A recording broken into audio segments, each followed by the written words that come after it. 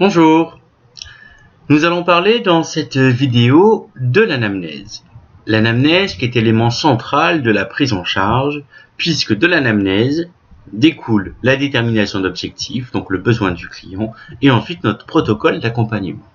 Alors qu'est-ce que l'anamnèse? L'anamnèse est très simple, c'est l'entretien clinique que nous avons avec le client, qui permet de le connaître, de le comprendre, de comprendre sa carte du monde, de comprendre comment est-ce qu'il réfléchit, comment est-ce que son problème interagit dans sa vie, et du coup, quel est son besoin et qu'est-ce que nous pouvons lui proposer. L'anamnèse va avoir différentes étapes que nous allons détailler tout à l'heure. Il est déjà important de différencier l'anamnèse, la première anamnèse, donc la première rencontre, l'entretien clinique, des autres anamnèses que nous allons avoir à chaque début de séance. En effet, à chaque début de séance, nous avons une anamnèse qui permet de prendre un petit peu la température, de savoir comment va le client, comment est-ce qu'il évolue à l'intérieur de son cadre de changement, comment est-ce qu'il s'est approprié, par exemple, l'entraînement personnel avec notre prescription de tâches, comment il se sent, et également, c'est le moment où on va faire un recueil d'informations si on a besoin d'avoir des informations spécifiques afin de préparer une séance future. Revenons maintenant à la première anamnèse, donc à l'entretien clinique, qui va se dérouler en différents temps, en différentes étapes. Souvent, quand on aborde ce module sur l'anamnèse, j'entends les stagiaires me dire oui, mais moi j'ose pas me poser des questions, j'ose pas aller dans l'intimité des gens et d'être intrusif. Ce qui est important à comprendre, c'est que les gens sont là pour ça. Les gens sont là pour parler, être entendus, être compris, pour être ensuite accompagnés. Donc durant l'anamnèse, on ne va pas se cantonner simplement à l'objectif qui est annoncé par le client, on va essayer de comprendre, d'aller beaucoup plus large, de gratter, de ce que j'appelle ratisser large, pour essayer d'avoir le maximum d'informations afin de construire notre prise en charge. De toute façon, un client qui ne voudra pas aller dans un domaine particulier, qui n'aura pas envie de parler de quelque chose de spécifique, va nous fermer la porte. Donc durant l'anamnèse, nous allons essayer de comprendre et d'avoir des informations sur ses antécédents familiaux, ses origines, sur ses principes de vie, ses principes d'éducation, sur sa relation avec le reste de la fratrie, sur des éventuels antécédents médicaux, sur son traitement médical en cours, s'il y en a, sur son enfance, sur ses qualités de ses relations affectives, dans son cercle serré, puis dans son cercle social plus large, puis au travail, son métier d'ailleurs, son rapport avec son métier et le rapport entre la problématique du jour et son métier, son environnement, ses conditions de vie, ses habitudes alimentaires, ses éventuelles addictions, et puis c'est également un moment où on va prendre connaissance de ses goûts, ses lieux de prédilection, ses réactions au froid, au chaud, aux couleurs qu'il aime, qu'il n'aime pas, qui nous seront utiles ensuite pour créer nos séances de sophrologie. Donc l'anamnèse va respecter une typologie bien précise avec l'accueil du sujet, la création du lien, de l'alliance, l'histoire de vie de ce sujet. Ensuite, nous allons avoir son objectif et l'objectif de travail d'où va découler notre protocole, notre prise en charge. On va également avoir un moment pour recueillir les informations spécifiques à la sophrologie. On va lui proposer toujours une séance de découverte afin qu'il puisse tester ce qu'est la sophrologie, la relaxation, et ça nous permettra également de sonder son aisance à aller dans le lâcher prise ou pas. Et ensuite, nous poserons le cadre de la prise en charge. Donc voici la trame de notre anamnèse que nous allons ensuite maintenant détailler. Donc, dans l'anamnèse, nous allons utiliser différents outils dont la PNL que vous avez étudiée au module 3. Ça va être le moment de la mettre en application. Bien entendu, le but de l'anamnèse, c'est aussi de créer donc l'alliance, de créer le contact, qu'il y ait un climat de confiance qui s'installe entre le praticien et le sujet. Pour ça, quoi de mieux qu'utiliser la synchronisation, par exemple, que nous avons vu en PNL.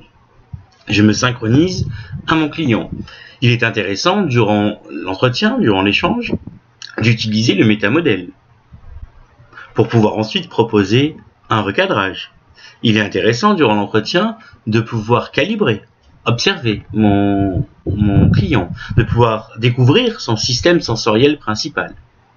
Bref, tout ce que nous avons vu en PNL, on va le mettre en application. On va y rajouter donc des concepts de Carl Rogers, avec les 3 dimensions rogeriennes qui sont la congruence. La congruence, c'est mon authenticité. Je dois être authentique et transparent. Je dois être aligné et en accord avec toutes mes parties, avec ce que je propose pour pouvoir être efficace. L'empathie qui va s'exprimer par des messages verbaux et non verbaux. Donc tout en restant lui-même, le thérapeute cherche à se mettre à la place du client, à entrer dans son univers et ses sentiments, en s'efforçant de les voir sous le même angle que lui. C'est-à-dire, j'oublie mon cadre de référence, j'oublie ma carte du monde pour me connecter à mon client, pour le comprendre. Ça ne veut pas dire que je vais ressentir comme lui. Je vais comprendre sa douleur, par exemple, mais je ne vais pas ressentir sa douleur, ça ne m'appartient pas. Moi, je garde ma neutralité de praticien, je ne lui prends pas sa douleur, je la comprends. Je vais être également dans le non-jugement. Alors, comme la carte n'est pas le territoire, c'est une notion très facile en théorie, en pratique très difficile. Il va être difficile pour nous de ne pas émettre un jugement. En tout cas, ça ne doit pas transparaître, ça ne doit pas transpercer, le client ne doit pas du tout ressentir un quelconque jugement. On doit vraiment être, et le client doit ressentir une considération absolue dans la neutralité.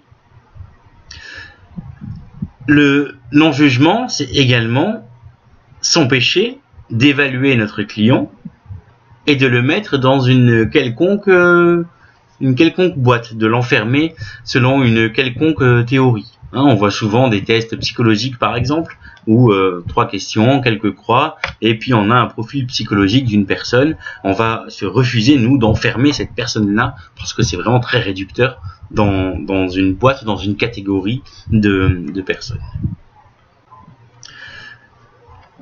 Carl Rogers va nous apprendre également à pratiquer l'écoute active. L'écoute active va être constituée de 3 phases: l'écoute silencieuse, la reformulation et le reflet du sentiment. Alors, l'écoute silencieuse, c'est apprendre à donner le temps de parole au client et à le respecter. Je suis toujours interloqué quand des praticiens, quels qu'ils soient, avant de commencer leur anamnèse, vont prendre un temps pour parler d'eux et se présenter. Alors, se présenter et savoir qui on est, ce qu'on propose, c'est intéressant, le client a besoin de le savoir. Mais pourquoi commencer par parler de nous plutôt que par écouter ce que le client a à nous dire? Le fait de parler de nous, on va couper l'herbe sous le pied du client. Et le client, souvent, se prépare à ses premiers échanges. Il va se dire, comment est-ce que je vais dire ça? Comment est-ce que je vais emmener ça? Et du coup, pendant que nous, on va faire toute notre petit laïus, parfois ça dure 15 minutes, pendant que le praticien se présente, le client, lui, risque d'être dans ses pensées, alors attends, je perds pas le fil, ça j'avais dit que je le disais comme ça, à ce moment-là, et en fait, il sera pas du tout lui-même dans l'écoute. Donc il vaut mieux, à mon sens, d'abord se connecter au client et d'abord l'écouter. Donc l'écoute silencieuse, lui laisser le temps de parole, dans une écoute bienveillante, en empathie. Et l'écoute active n'est pas du vide. L'écoute active, c'est vraiment, je me connecte à toi et j'essaie de comprendre ce que tu me dis. Et je t'invite à descendre plus profondément en toi là pour libérer la parole et pour que tu puisses m'expliquer. On va également utiliser la reformulation, qui consiste à dire d'une manière plus concise ou plus explicite ce que la personne vient d'exprimer. La reformulation est très importante parce qu'elle permet pour nous de nous assurer qu'on ait bien compris ce qui a été dit et qu'on n'est pas dans l'interprétation, qu'on n'a pas nos propres filtres en action pour essayer de comprendre ce qu'il nous dit. Ensuite, ça permet au client de voir, d'observer qu'on est bien dans l'écoute, qu'on est bien attentif à ce qu'il nous dit. c'est très important, se sentir écouté. Et ensuite, ça permet également à la personne d'entendre ce qu'elle vient de dire de façon différente, et parfois de prendre conscience de la portée de ce qu'elle vient de dire, et parfois de la gravité même du sens des mots.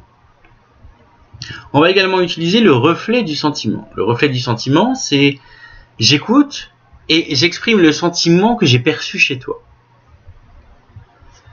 La personne en difficulté peut ainsi se rendre compte qu'elle a bien été entendue dans ses émotions.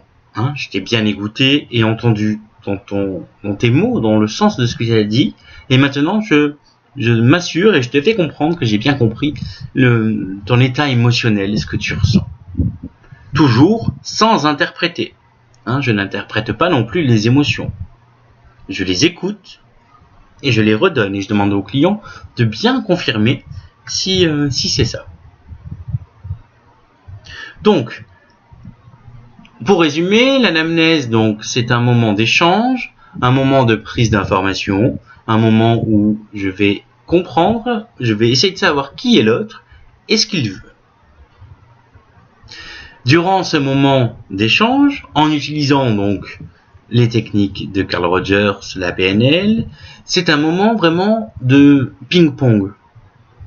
De ping-pong où je te pose une question client, tu me donnes une réponse et j'essaie de comprendre ce que tu me dis, et comme ça je t'emmène à discuter et à faire ce que j'appelle ratisser large, à sortir du simple cadre de la problématique pour essayer d'aller voir un petit peu plus loin. Il est toujours important de s'assurer de ce que veut dire la personne. Qu'est-ce qui se cache derrière les mots ? Je vais mal, par exemple, ça ne veut rien dire. Parce que ça a une signification différente pour vous, pour moi, pour monsieur X ou madame Y. Je vais mal, ça peut simplement vouloir dire « Pouh, je suis fatigué aujourd'hui » ou « Je vais mal si je suis prêt à me jeter sous un train ». On va toujours voir qu'est-ce qui se cache derrière les mots. Pareil pour les expressions les plus employées, je manque de confiance en moi, gestion du stress, gestion des émotions, ça veut rien dire en soi. Qu'est-ce qui se cache derrière ces mots-là ? Et l'anamnèse, c'est ça. C'est j'essaie de comprendre, client, qu'est-ce qui se cache vraiment derrière ce que tu dis. Vous allez me demander si vous devez prendre des notes pendant l'anamnèse. Alors là, il y a deux écoles. Prendre des notes, oui, mais à la condition de rester connecté avec le client. Il ne s'agit pas de prendre mon calepin, mon stylo, et puis de faire une prouesse littéraire, là, de noter tout ce que le client me dit. Prendre des notes, ça peut être intéressant, mais alors de façon synthétique, en ciblant les mots-clés que le client a dit pour garder le contact, garder le fil conducteur. Moi, je me sers de la prise de notes, mais sous forme synthétique avec un tableau dans lequel, dans une colonne, je vais noter les mots-clés, ou je vais noter ce qu'il est en train de me dire, par exemple. Pour pas le couper, je vais noter ça pour rebondir dessus et pour pas l'oublier après. Et dans une autre colonne, je vais noter des mots-clés importants dont je vais me resservir dans la séance de relaxation. On y reviendra un petit peu plus tard. Donc voilà, l'anamnèse, c'est je t'écoute et j'essaie de te comprendre et ensuite savoir ce que tu veux. Alors attention à l'objectif. On va revenir plus en détail sur la détermination de l'objectif, mais l'anamnèse n'est pas simplement « qu'est-ce que tu veux, client ?» Puisque généralement, le client va nous exposer en tout premier son objectif, qui n'est pas forcément le même que l'objectif qu'on aura à la fin au niveau de notre prise en charge. Pourquoi ? Eh bien parce que le fait d'avoir libéré la parole, le fait d'avoir fait parler le client, eh bien on va peut-être progressivement créer des liens tout au long de l'entretien, et le client va pouvoir créer ses propres liens et comprendre en fait que c'est pas son réel besoin. Un exemple tout simple, je viens parce que j'ai des migraines causées par le stress, selon les dires de mon médecin, et donc je viens voir un sophrologue pour gérer mes migraines. Ok, donc là on pourrait dire, on a déjà l'objectif, tout est fait. Eh bien non, on va faire l'anamnèse, on va creuser, on va essayer de comprendre depuis quand est-ce qu'il y a ces migraines, comment elles se sont installées, comment il les vit, comment est-ce qu'il se sent dans son corps, comment ce serait s'il n'avait pas ces migraines. Bref, on va vraiment ratisser large, on va essayer de comprendre, et peut-être que durant l'anamnèse, le client va comprendre qu'en fait ces migraines sont dues à une pression qu'il a, peu importe, dans son cercle familial, professionnel, ou qu'il se donne lui-même, et qu'il faut d'abord apprendre à gérer cette pression pour gérer les migraines, parce que les migraines seraient dans ce cas-là finalement qu'un symptôme. Et voilà toute l'importance de l'anamnèse. Donc on peut avoir, je viens pour m'arrêter de fumer, et en fait je pars avec un autre objectif parce qu'il y a quelque chose de plus important, j'ai une autre priorité pour pouvoir m'arrêter de fumer. Ou peut-être que m'arrêter de fumer n'est simplement qu'un symptôme de quelque chose. C'est ce que le sophrologue ou le coach doit essayer de trouver durant l'anamnèse. Donc on arrive à un point capital et important de l'anamnèse qui est la détermination de l'objectif. La détermination de l'objectif, c'est une étape très importante pour notre client. C'est vraiment, ça peut changer déjà la vision des choses. Je viens vous voir avec un problème, je repars avec un objectif. Ça veut dire que je repars avec l'idée que je vais régler mon problème, que je vais changer. Et ça change tout. Donc l'objectif, c'est un travail spécifique, un vrai moment de travail que l'on va proposer donc à notre client. Un objectif doit avoir des critères spécifiques. Un objectif doit rentrer dans le moule SMART, ce qu'on appelle SMART. Ça doit être un objectif spécifique, mesurable, acceptable, réaliste et temporel. Alors revenons plus en détail. Souvent, on va avoir dans la détermination de l'objectif, dans l'objectif, eh bien, je veux gérer mon stress. Je veux gérer mes émotions. Je veux aller mieux. Tout ça, ça ne peut pas être un objectif en sophrologie. Pourquoi ? Pour la simple et bonne raison, qu'est-ce qu'on fait, nous, coach, sophrologue, de ça ? Eh bien, rien. Comment on va construire une prise en charge pour l'aider à atteindre un objectif, donc pour aller mieux ? Qu'est-ce que ça veut dire qu'aller mieux ? Eh bien, il va falloir qu'on fasse un travail avec notre client pour l'emmener à poser un objectif beaucoup plus concret, beaucoup plus SMART. Alors, l'objectif SMART, spécifique et positif. Un objectif doit être énoncé de manière simple, positive, avec une prévision et viser un but précis. Je veux plus être salarié, par exemple. Eh bien, ça, c'est ce que tu veux plus. Qu'est-ce que tu veux à la place ? Je veux devenir autonome en tant que sophrologue et je me fixe un an pour parvenir à me dégager X euros de salaire.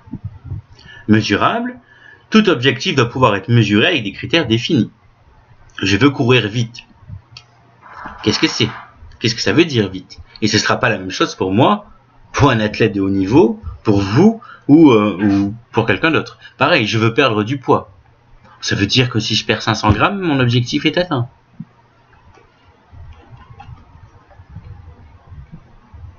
Acceptable. Un objectif doit être ambitieux afin d'alimenter la motivation, mais demeurer réaliste. Ambitieux et réaliste vont souvent de pair. Si mon objectif est trop facile à atteindre, je n'aurai aucune satisfaction. Et s'il est trop difficile ou irréalisable, je risque de me décourager avant de pouvoir l'atteindre. Donc il va mieux falloir réviser et proposer des objectifs intermédiaires. Réaliste, l'objectif doit correspondre à qui vous êtes, vos capacités, votre environnement. Savoir qu'un objectif est atteignable permet de pouvoir se donner les moyens de réussir. Temporel, l'objectif doit être défini avec des échéances. Vous voulez être coach, sophrologue, c'est votre objectif. Du coup, on va fixer une temporalité dans le cadre de la formation, par exemple. Un objectif doit me concerner personnellement et doit dépendre de moi. Mon conjoint doit être plus compréhensif avec moi. Ça ne peut pas être un objectif de prise en charge, puisque ça ne dépend pas de moi, ça dépend de mon conjoint. Donc l'objectif doit être énoncé par le client, doit commencer par je, et je veux quelque chose. L'objectif n'est pas ce que je ne veux pas, mais c'est ce que je veux atteindre, de façon concrète et mesurable. Comment est-ce qu'on emmène le client à ça ? Eh bien, c'est tout simple. Le client, lui, spontanément, il va vous dire, je sais pas, je veux avoir plus confiance, Je veux gérer mon stress, je veux gérer mes émotions. D'accord. Eh bien, quelles émotions? Et là, on repart dans un dialogue pour contextualiser ça et essayer de comprendre vraiment ce qu'il veut en lui posant donc des questions ciblées pour l'emmener à nous dire ce qu'il veut. Le but, c'est qu'il verbalise son objectif. Donc à un moment, on lui dit d'accord. Donc commencez, exprimez votre objectif en commençant par je veux et une action. Qu'est-ce que vous diriez? Voilà, dites simplement à votre client ce que vous attendez de lui quand vous êtes dans la détermination de l'objectif. Donc il y a 6 questions clés dans la détermination de l'objectif. Que voulez-vous? Est-ce que ça dépend que de vous? En quoi saurez-vous que vous avez atteint votre objectif? Qu'est-ce que cela va vous apporter d'encore plus important? Y a-t-il des inconvénients ou y a-t-il des obstacles? Ces 6 questions-là sont fondamentales, mais attention, ce n'est pas des questions à poser comme ça, brut pour point. C'est une fois que vous avez l'objectif du client, vous, sophrologue, vous devez pouvoir répondre à ces questions-là, c'est-à-dire que durant l'entretien, vous avez dû emmener le client à vous apporter ce genre de réponse. Mais on ne reprend pas les 6 questions qu'on pose comme ça parce que le client ne comprendrait pas, une fois qu'il a posé son objectif, pourquoi est-ce qu'on reviendrait sur tout ça? Donc ce serait plutôt maladroit. Donc c'est vraiment une idée générale de des critères que vous devez avoir quand vous avez travaillé la détermination d'objectif avec votre client. Durant l'anamnèse, on va proposer à notre client de remplir une fiche. Alors, soit on le fait nous en lui posant des questions à l'oral, ou soit on lui donne la fiche à remplir. Cette fiche-là est la partie spécifique de l'anamnèse à la sophrologie. C'est sur cette fiche-là, dont vous avez un modèle dans le cours, où vous allez avoir est-ce que j'aime le rouge, le noir, la mer, la montagne, bref. Et on va demander au client sur cette fiche-là de réécrire l'objectif qu'on vient de définir ensemble. Donc il faut bien qu'elle intervienne après la détermination d'objectif. Donc cette fiche-là reprend l'identité de votre client et reprend des points importants de l'anamnèse ou des points que vous ne faites pas à l'oral, par exemple. La fiche d'anamnèse est obligatoire et doit être conservée dans vos dossiers. Les informations sont strictement confidentielles et ne peuvent être communiquées sans consentement du client ou ordre de justice. Vous êtes tenu au secret professionnel. C'est très important. J'en profite pour faire une petite parenthèse. Il vous arrive de vous prendre en charge mutuellement entre stagiaires de la formation. Eh bien, quand vous faites comme ça une prise en charge avec un autre stagiaire, eh bien, le formateur ne doit pas savoir de qui il s'agit. Changer le prénom, changer le contexte, mais ça doit rester totalement anonyme. De même, j'en profite pour vous dire également, quand vous faites des prises en charge avec des volontaires, vous devez bien leur indiquer que cette prise en charge sera lue par le formateur ou le jury si c'est pour le dossier de certification. La personne doit être au courant de tout ça. Et j'en profite, dernier point, mais ça me semble indispensable de le préciser, vous ne devez pas, en aucun cas, enregistrer vos clients à leur insu. Vous ne pouvez pas enregistrer les conversations à l'insu des gens. Et c'est valable pour vos clients, c'est valable quand vous faites des entraînements avec les autres stagiaires, ou c'est valable avec les formateurs en cours. Vous ne pouvez pas enregistrer décemment quelqu'un, déontologiquement, sans qu'il soit au courant. Faites attention à ce que vous notez sur votre fiche, le client doit pouvoir toujours avoir accès à sa fiche. Elle est synthétique à la fin de la séance d'anamnèse. Vous pouvez utiliser le verso par exemple ou un autre fichier pour vous faire un compte rendu d'anamnèse afin d'assurer un suivi de votre client. L'anamnèse est vraiment la création du lien que vous avez avec votre client. C'est la base de notre prise en charge. Créez le lien, soyez professionnel, ajustez une juste distance, c'est-à-dire convivial, mais en statut professionnel. Prenez les informations et surtout réassurez votre client. C'est le moment où vous allez commencer la prise en charge, si je puis dire. Le client doit vous faire confiance et vous devez lui lui apporter des précisions quant à la fiabilité de son objectif et à ce que la sophrologie va pouvoir lui apporter. On arrive dans notre partie de l'anamnèse importante, le cadre de la prise en charge. Le cadre de la prise en charge, c'est les règles de notre prise en charge qu'on va fixer avec notre client. Ce cadre de la prise en charge est posé dès la première séance. Il clarifie et encadre les séances. Il sécurise le client. Alors, en coaching, nous proposons un contrat écrit avec notre client dans lequel on va reprendre toutes les étapes du processus de prise en charge et les modalités. En sophrologie, étant tourné plus vers un domaine thérapeutique, nous ne pouvons pas faire signer une prise en charge, nous ne pouvons pas faire un contrat écrit, nous ne pouvons pas enfermer un client dans une quelconque prise en charge. Le principe d'une prise en charge thérapeutique est justement que le client puisse en sortir à tout moment, dès qu'il désire. Il ne doit pas être obligé de rien. Donc ce cadre-là se pose à l'oral et il va régir un petit peu votre mode de fonctionnement. Donc c'est à ce moment-là, moi par exemple, que je vais me présenter en tant que sophrologue, présenter mon action, présenter quelle est ma façon de faire, de voir les choses. Je vais présenter les méthodes que je vais utiliser, les règles, la fréquence et la durée des séances, le coût et les modalités de règlement, comment est-ce que je veux que le client me règle, les modalités de clôture, de prise en charge. C'est également le moment où je vais mettre en place avec mon client des règles. Qu'est-ce qui se passe si mon client arrive en retard? Qu'est-ce qui se passe s'il oublie son rendez-vous? Est-il facturé ou pas? Tout ça doit être clairement défini avec le client. C'est le moment où moi je mets en garde mon client en lui disant que dans chaque processus de changement, eh bien, il y a des résistances qui peuvent se mettre en place. Comment peut se traduire une résistance?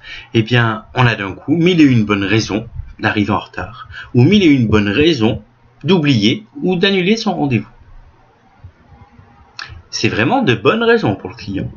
Sauf que ces raisons-là, ces bonnes raisons-là, il les avait également avant. Ça fait partie du changement. Je veux changer, je veux atteindre cet objectif, mais le changement, ça fait peur. Le changement me demande de faire le deuil de la situation actuelle. Donc ça passe dans un moment qui est compliqué et le moment où on peut se mettre en place des réactions de résistance. Eh bien, ça, je le prévois dès le cadre de la première séance, dès le cadre de ma prise en charge. Qu'est-ce qui se passe dans ce cas-là? Moi, j'indique par exemple à mes clients que mes séances durent 1 heure, que c'est 1 heure, c'est leur temps de parole à eux, que je suis totalement disponible, par exemple, de 14 à 15 heures, peu importe à l'heure qu'ils arrivent. C'est leur heure, ils font ce qu'ils veulent. S'ils veulent arriver plus tard, la séance finira à l'heure précise. S'ils oublient leur séance ou ils ne viennent pas sans avoir prévenu, pour moi, la séance sera facturée comme une séance de travail, parce que moi, je serai là pour continuer leur prise en charge.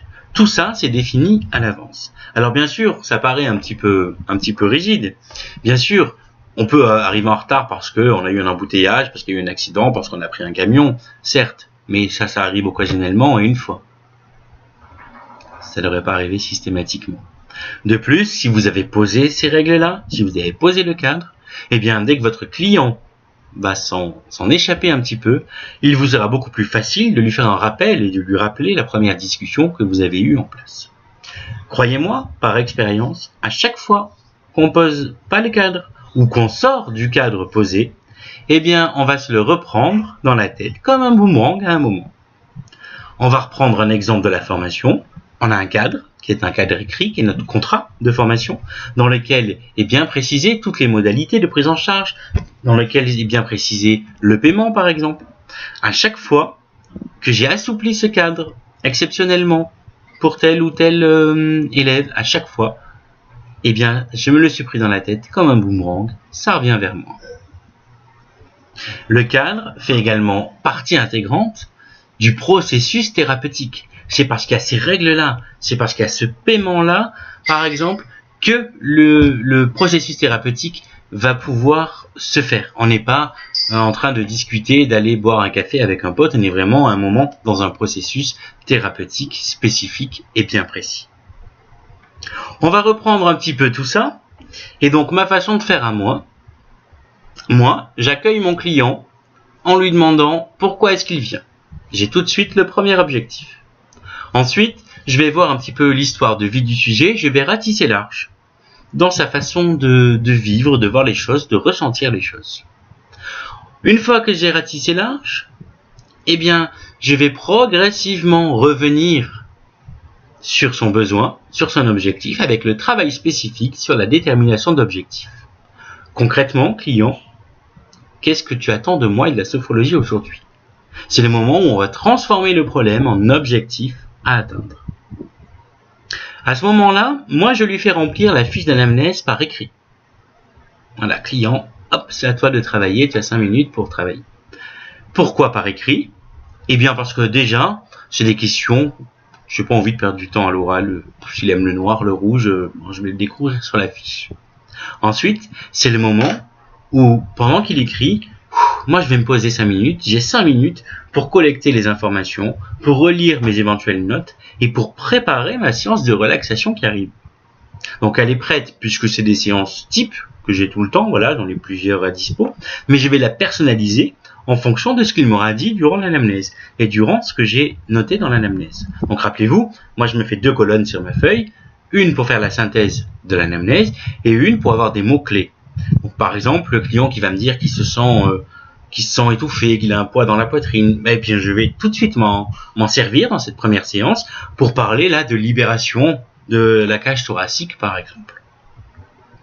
Une fois que j'ai fait cette séance donc de découverte, eh bien une séance plutôt rapide, quinzaine de minutes, 20 minutes en fonction du temps qu'il me reste à disposition, je pose le cadre de la prise en charge et j'encaisse mes honoraires de la séance. Voilà le cadre de l'anamnèse. Alors, toutes nos séances seront cadrées, auront un timing bien précis. Chacun va choisir s'il fait des séances d'1 heure, d'1 heure et quart, d'1 heure et demie. Bon, mais il faudra que ce soit clair et défini. La seule séance dans laquelle on ne sait pas vraiment, c'est la première séance, l'anamnèse, qui peut être un temps beaucoup plus long. Donc moi, je prévois toujours, dans une première séance, 2 heures.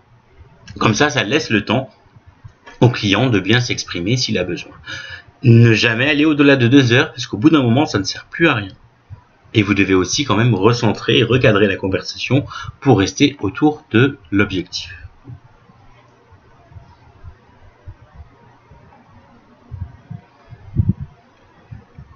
Le dernier point, pour conclure donc ce chapitre sur l'anamnèse, on a donc les facteurs de succès de l'anamnèse.